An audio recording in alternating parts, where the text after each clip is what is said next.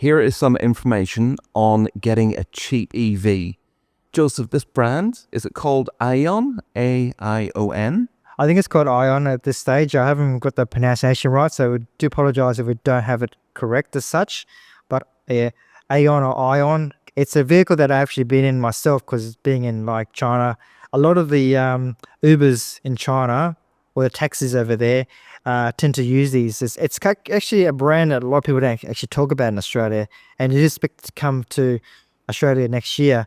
And what I found out when I was in one of these Uber taxis over in China is like how basic they are, comparing against like, we always like look at like a BYD 803 and think like the product is not as nice, but the same as Aion. It's the product is very basic when you jump into it. It's all about trying to keep costs down, and what I liked about it was just the basic feature inside it. And like when you jump in it, it's nothing flash, but it's great for the taxi drivers, I think, eventually, or people driving ride shares and getting them around Australia, because I think that might be something that could be targeting $20,000-$30,000 range eventually. And if we've got fast chargers around, quick charge here and there, and having that vehicle being accessible for people driving in that region, in a taxi industry, it makes it more affordable for them to drive. And these are like hotcakes over there in China, that they're very popular.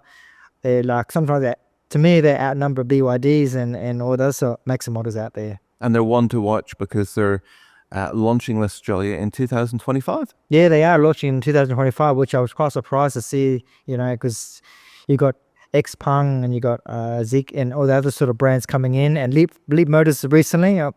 It's interesting, with Leap Motors, it doesn't really do much in China, like advertising wise, what the region I'm living in or where I go visit, because my wife's from China. And you see those models brands out there, but Aion is the product, is the brand that is out there, that is like impressive, like with number wise in China. So as I said, like this is just talking about in near Guangzhou in South China. That's where the vehicles are. It could be different in other regions of China, but this brand here, it actually like probably leads in numbers of EVs in China. From the side, this picture, it looks a bit like a Range Rover, doesn't it?